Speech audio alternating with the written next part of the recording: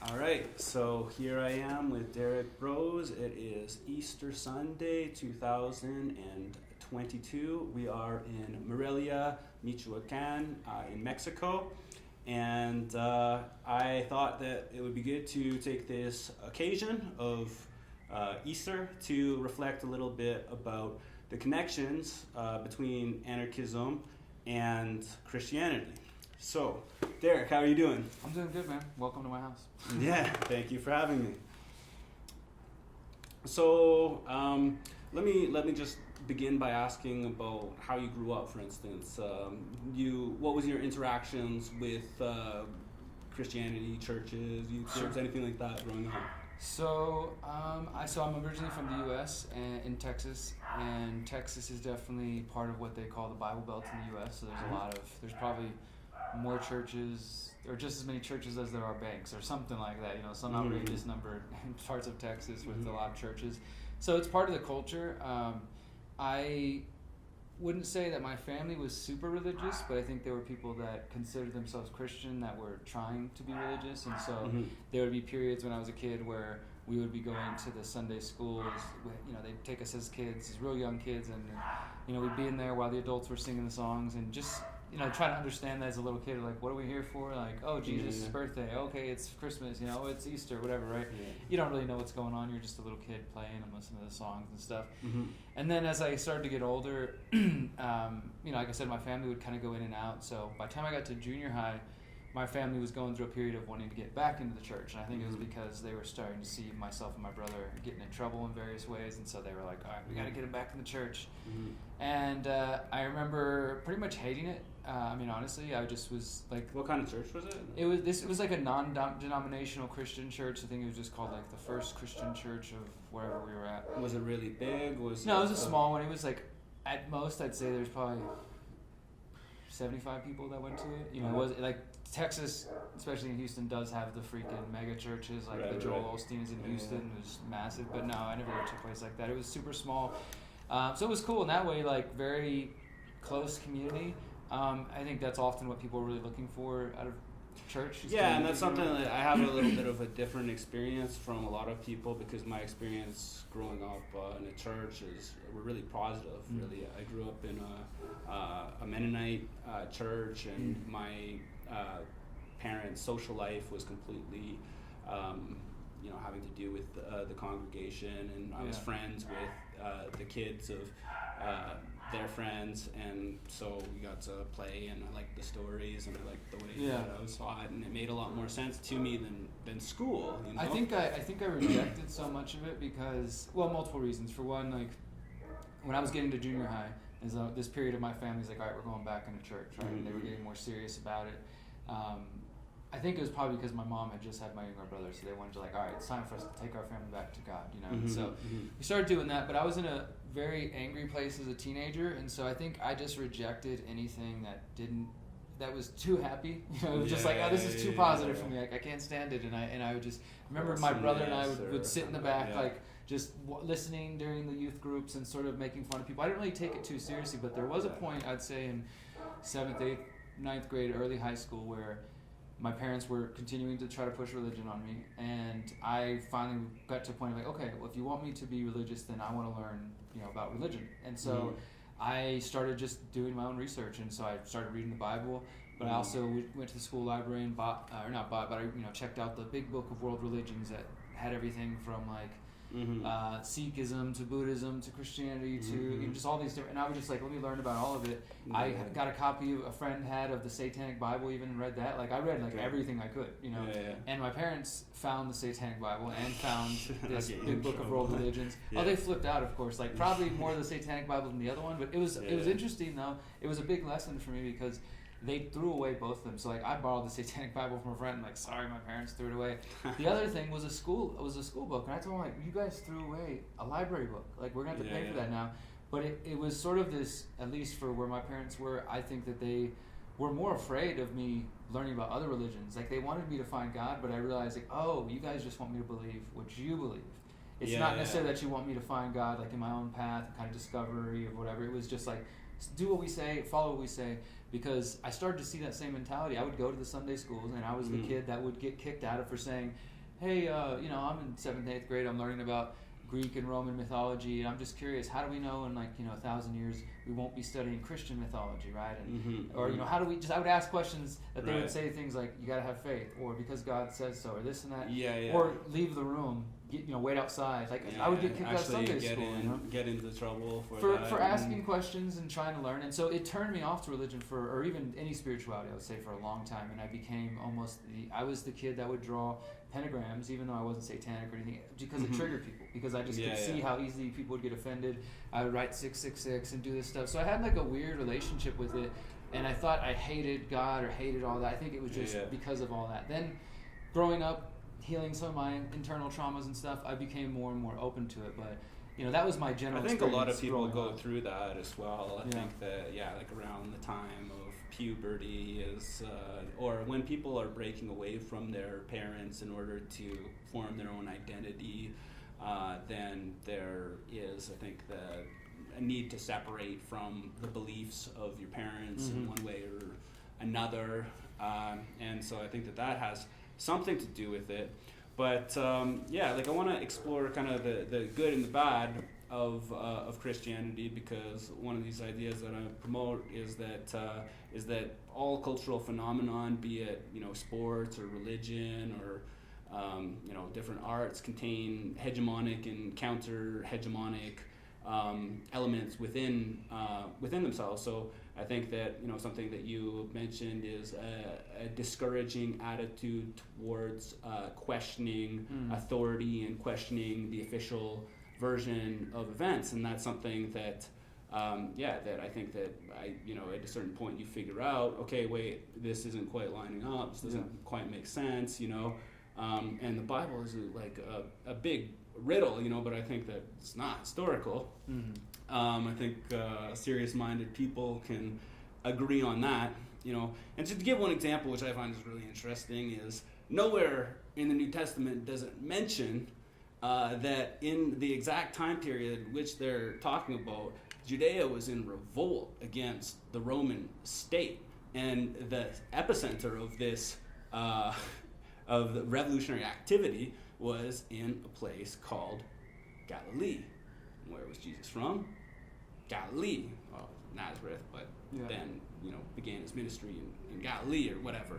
And so I think that it's important to know the history of this as well. So do you want to talk a bit about the Bible versus the history of Christianity and how it's been used as a tool of empire and so on and so forth?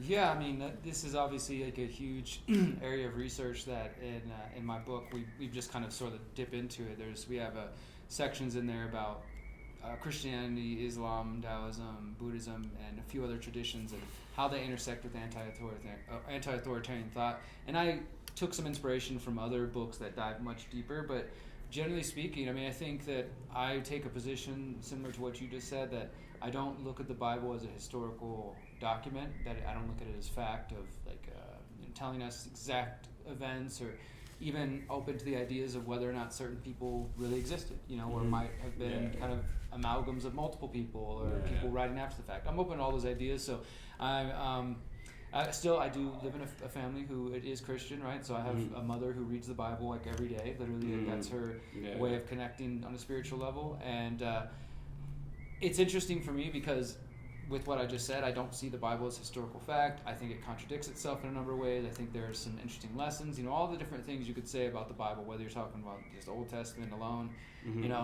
But at the same time, I can see how somebody like my mother and people can look to these documents and take some sort of solace from them, or take some sort of feel like they're connecting to something deeper and older. Absolutely. And I mean, I feel my mom is very religious as well, and I feel that that through prayer, through her relationship with God, it's a positive force in her life. It gives her strength, through this COVID time. I don't think she was ever really afraid. She wanted to, be respectful towards other people and so on and so forth. But, I really think she has no fear of death, Sure. And so that's a pretty amazing thing, and I think one of the main points of spirituality is to reconcile ourselves to the fact that of our own mortality.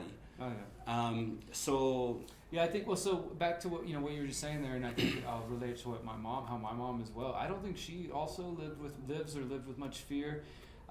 She didn't take the shot, but even when she was considering it, when I was telling her concerns, she would say she said numerous times with different situations that like, if it's my time to go, if God's ready to take me, which to me is like, okay, Mom, I get that, that's your peace, but don't just rush into that because it's a big attitude here in Mexico too. Well, it's very common this here. This is the danger that the other side of it, right? It's like you can be somebody who I can be like, okay, Bible, it's not a historical document, but go ahead and read it, Mom, and if it brings you peace and you feel like you're connecting to something deeper, who am I to say like, oh, boo that, right? But if it then takes you to a point of pacifism or even like, we know obviously religions are used as tools for propaganda. I'll just give one example. There have been times I've been visiting my mom's house the last 2 years, especially during COVID times, and so she literally wakes up, turns on the TV to like the Bible, the church channel, and so there's always some preacher saying some message, and she'll be reading her Bible and taking notes and just doing her thing.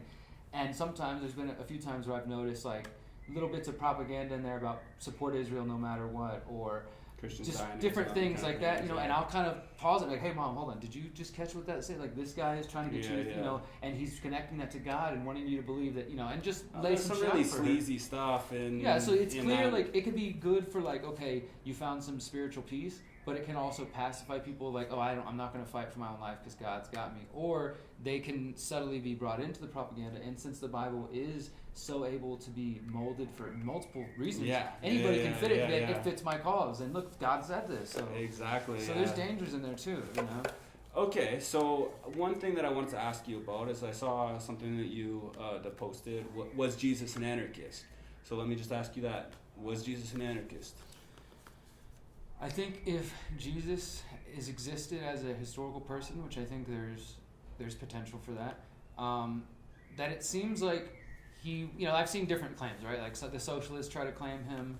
I think I've even seen some people say, no, he was a capitalist or this and that, or, and obviously the anarchist question. I think whatever specific modern label we want to put out on him, he was an anti-authoritarian who saw that like the banking class was controlling people already through debt, through usury, that he saw the problems of the state, and he was offering like a spiritual path towards, I don't want to say enlightenment, but to a state of being that was, what we now call the term Christian, like being good to other people. Also, like the kingdom of God is inside of you. That's another part of that Christians are often not taught about. I think that's a big message. So if those statements attributed to the Christ are historically factual or even representative of something that might have been said, I think that it's clear he was an anti-authoritarian, and it was executed by the state. Yeah, it was executed for specifically for going against the state. Yeah, and then if you think about it, the symbol for the religion becomes the instrument of torture and execution that was used to kill him. And I don't know, I also think that it's interesting that there's a similarity between the crucifix and the syringe, which is a symbol which is used in the religion of biosecurity, because these are both tools that were used that were used or are used to murder prisoners. Yeah. So I want to move on to from the question of was Jesus an anarchist to is there an essential truth that exists that is present in different cultures that we can identify and use to find common cause with people of different cultural backgrounds? Because this is the idea which is promoted by Paul Kudnick and myself of Anarcho-perennialism, this idea that there will periodically in human history come reemerge a flowering of something which is timeless and eternal, but eternally coming back again and dying and then coming back again. I think that for one, I love the idea of anarcho-perennialism. I think that's accurate to say that there are whether expressed through religion or arts or music or other cultural phenomena, there are things that seem to show themselves historically.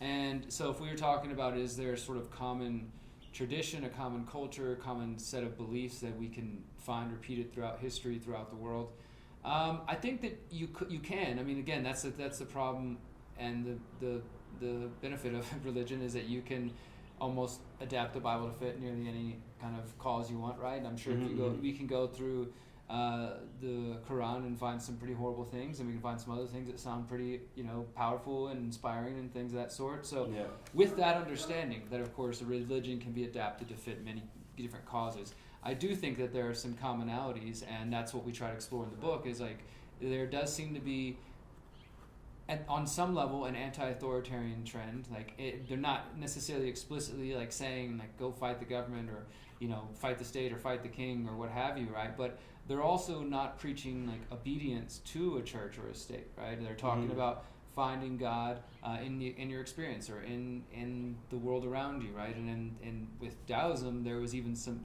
more explicit like calls to like leaving the people alone leads to more happiness. The king who tries to over-organize leads to corruption.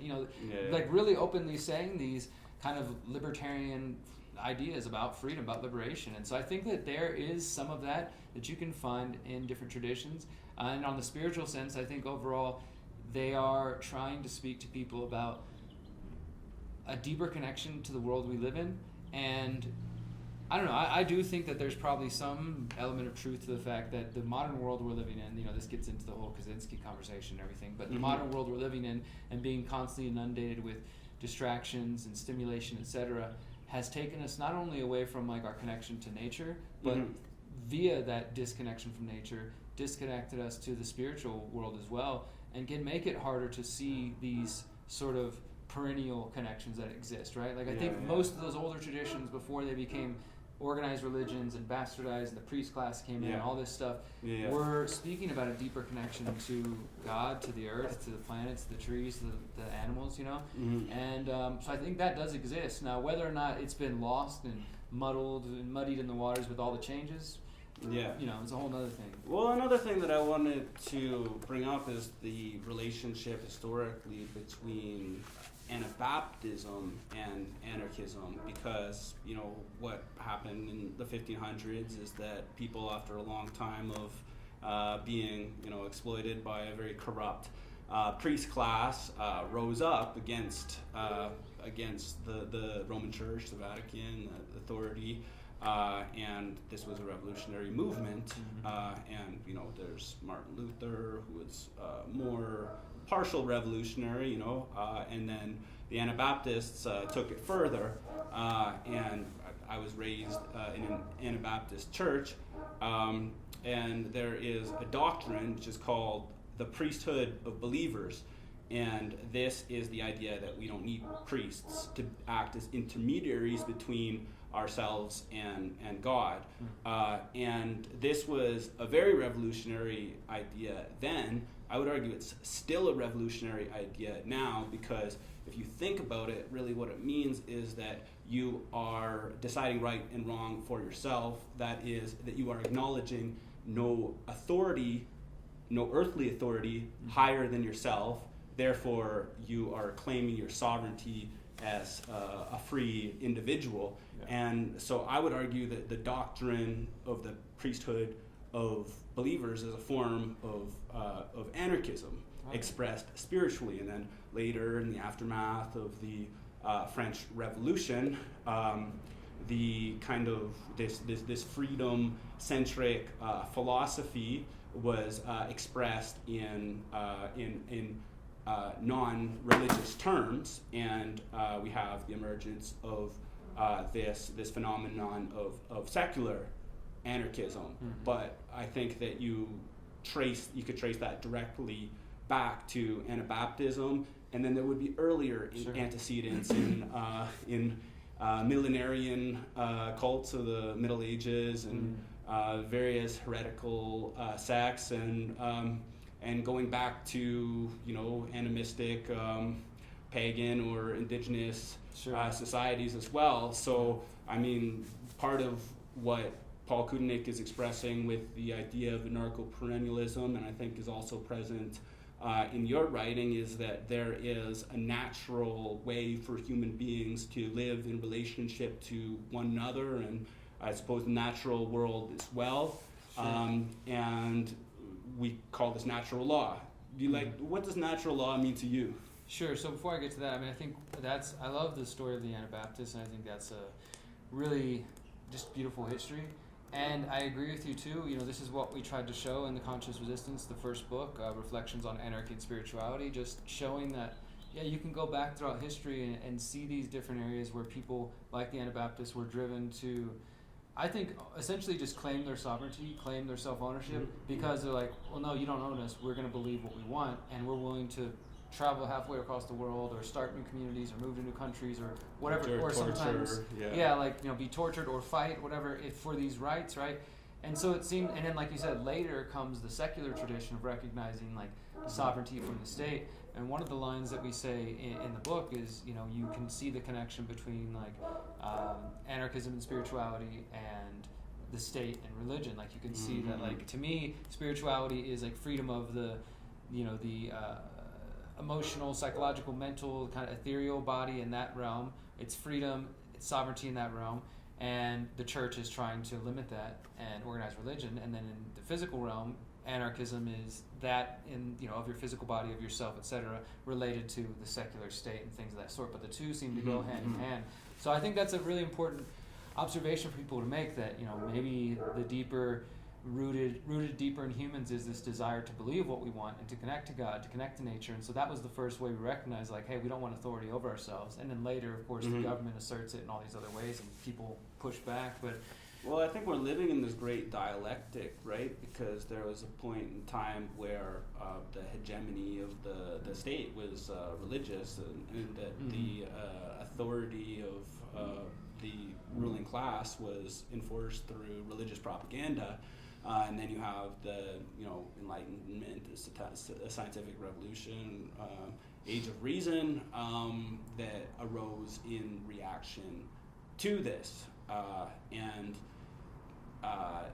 now I think that there needs to be some sort of synthesis, because really science can't tell us about what we should do. It can only, science is measurement. Really, sure. At the end of the day, yeah. It can't tell us what we should value. It can't tell us how we should interact with one another, and it doesn't give us a functional kind of way of understanding how we got to the point where we are now, in a way that tells us how we can get to where we want to go. It's clear there's a need for something more, right? And to answer your other question, as I know we're short on time, the natural law question, I think that this is an interesting discussion for me, because like many people who spend time with this, your thoughts can evolve and ebb and flow, and so generally speaking, to me, natural law, natural rights, things of that sort, are really, they're connected in a sense to spirituality, to almost to religion, because some people would say my rights, that is my right to be a free human being, my right to my body, etc., are given to me by God, right? Like you said, there's no higher authority over me, no earthly authority over me other than God. So, those are my God-given rights, right? Yeah. And then maybe somebody who doesn't consider themselves religious but also has a similar feeling calls it natural rights, right? So it's something that they feel is like naturally endowed to me just by my existence on this planet as a living being, just by virtue of being alive. I am, granted these rights, and that is the natural state of being. You could also get into some like kind of Buddhist thoughts about like the karmic law of cause and effect, and like what's the real kind of spiritual result of somebody using violence on another person, of violating that sovereignty, right? Maybe it's not always seen in the physical realm, but maybe there is some sort of karmic effect of that, right? And so that we can get into multiple levels of that, and I feel like I still hold some of that to be true in my state of mind as far as like how I view natural rights. I do think, generally speaking, everybody deserves them, should exercise them, and they should be protected. Now, as to whether or not I can point to them and show you where your rights are, like obviously I can't do that, right? It's a concept, it's an idea, And so one of the other historic anarchist debates that's happened in the last couple hundred years was, people like more in the U.S., like Benjamin Tucker supporting natural rights theory, and then eventually going over to like a Max Stirner position of sort of, Max Stirner called his position egoism. I don't really like that term, but I do think that there's some truth to what he was getting to, that calling it like spooks of the mind, right? Like I've come 100%. To realize, especially in terms of COVID 1984 and all these things, that I do believe in natural rights as a concept, and yet more of a Stirnerist position, I recognize that I'm only as free as I'm able to defend myself. That if somebody comes and takes that sovereignty from me because they got a gun or they got a weapon or they have a gang of people and I'm unable to protect or defend myself, in those moments, I'm not free. Even if conceptually, theoretically, I still have rights, they're still being violated, whether or not. So you probably don't have much patience for the like free man on the land type. I think that like we have to be willing to defend ourselves, and I do think that's a part of being a free person. I think that whether you're Christian, atheist, Buddhist, whatever, spiritual, anarchist, that part of being a sovereign being is personal responsibility for yourself, for your community, and part of that is recognizing that we haven't had the consciousness shift that I write about in my book just yet. I don't know if it'll happen in my lifetime or if it'll happen ever, if it's more of an ideal we aim to, right? But until that happens, there will be people who believe that violence is an acceptable way to achieve change, right? And this is something in Mexico that you sort of have to become aware of, like not necessarily accepting of, but aware that like, hey, I'm more free here because there's less cops and less government. But there will be people who try to take advantage of that. And you need to be up to task to defend yourself and your community, your family, because if not, then no freedom without responsibility, basically. So I mean, I think that natural rights exist to some degree, or are a concept I support generally, but I also take the sterner side of but I'm gonna make sure I can defend myself, because if I can't defend myself, I'm not really free. Okay, so I don't think we have much time left, but I would like to get your perspectives on good and evil and kind of the role of the occult in this kind of, the forces that are shaping the reality we're in right now. We're going to drive a bunch of anarchists crazy with this conversation. Cool. Yeah, so, good and evil, right? I do think that, my first spiritual practice outside of religion was Zen Buddhism. I went to prison. Too, actually. I went to prison. I discovered Zazen. Started meditating in prison. Started reading Zen, Was books. it Alan Watts? Or? No, it was. I can't remember who the author is, but D.T. Suzuki and a bunch of some early. And then I also had Christian family, like I was saying. So I had some family who were, I guess they were like, okay, we'll send him this book, one called Zen Spirit, Christian Spirit. It's kind of a book saying so you're interested in Zen. It's okay. You're still a Christian. Let me tell you why it's okay, right? And but I learned from a lot of different areas in that, right? And one of the main concepts in Buddhism, and specifically Zen, is to get past dualistic ways of thinking and to see things for their Buddha nature, Christianity or Satanism. This. And so I still hold a lot of that to be true, although at the same time, in years past, as I've gotten closer to my indigenous side of my family and going to Sundance and going to ceremony, and being a part of those prayers, I do believe in a creator. I do believe in that existing, right? And so I balance that with my these roots of Buddhism that were imprinted on me of dualistic way of thinking, right? So with that said, I do think that it's important for us to push past those modes of thinking and trying to oversimplify things that this is one thing I know you've come across too, is that people who, especially in anti-authoritarian circles, radical circles, who reject so-called conspiracy theories, they try to say that it's a simplistic way of thinking, that you're just trying to make sense of a complex world by making it as simple as two people met together and they're organizing this and this. So it's sort of... I don't know what's with these people, because if you haven't been part of a conspiracy, then what are you calling yourself an anarchist for? I don't get the concept, though, that obviously people conspire together for all kinds of things. That can be the mundane to hey, we're going to throw a surprise party for our friend. We're conspiring to do that. To bigger things, right? So conspiracies exist. Why wouldn't the machinery, the infrastructure, the puppetry of the state conspire to make sure they can maintain that power, right? Anyways, I do think that we have to challenge this idea of it's only good versus evil, because I do think that can be an overly simplistic way of looking at things, of just we're the good guys, of course we're the good guys, right? And they're the bad guys. And things are a lot more complex than that, right? I mean, there's shades of gray. Not everybody has correct positions on everything. And at the same time, I do think evil exists in the world. I do think I've come across. I don't have a super sophisticated I definition of it. No, but I've seen it. I've seen it in people. I've seen it expressed around me in human nature. I think it all exists inside of us. That's the other thing that people. So I do think some people have trouble distinguishing between like looking at things in a more nuanced way, right? So it's just like, okay, we're the good guys, the activists, the freedom movement, whatever, and then there's bad, evil people, the devil, whatever, right? And that's just like where they place it. Instead of being willing to see like, hey, the things that these people are doing, I'm a part of that too, right? And what I mean by that is that, and this is why I talk about holistic activism, holistic anarchism, is that, for every, and it's sort of cliche to say it, but I think it's accurate. For every finger we're pointing outwards at the Bill Gates, the Rockefellers, the capitalism, whatever the system, we also have to say, like, well, which ways am I supporting these systems, right? Because so many people are anarchists that still fund the tax machine, that still fund the banking system, right? And again, this is not a judgment. I get it. We're all born into this world. It's difficult to navigate. But I think that we have to take personal responsibility. We have to say that, like, hey, I'm capable of these things as well. Even myself, I think that given the wrong conditions, because humans are corruptible, because power corrupts, that we might end up getting to a point where we're thinking, you know what? Maybe I do know what's best for everybody else. I should be running their lives. I should be organizing things, right? Yeah. If you haven't been in that position, then how do you know how you would behave if you did have that power? Exactly. So that good and that evil, whatever we want to call that, does exist in all of us as well. I think we're all capable of expressing it in different manners. Now, maybe some of us have more of an inclination to like reject that.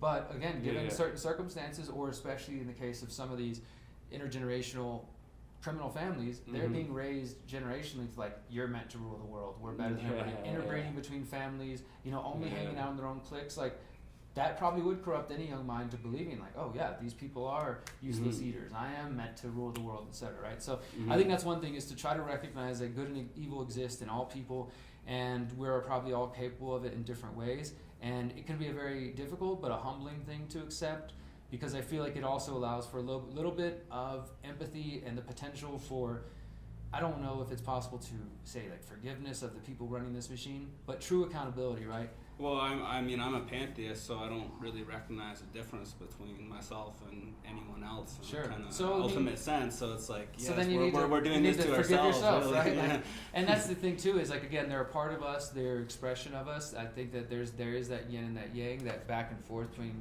good and evil, if we want to say.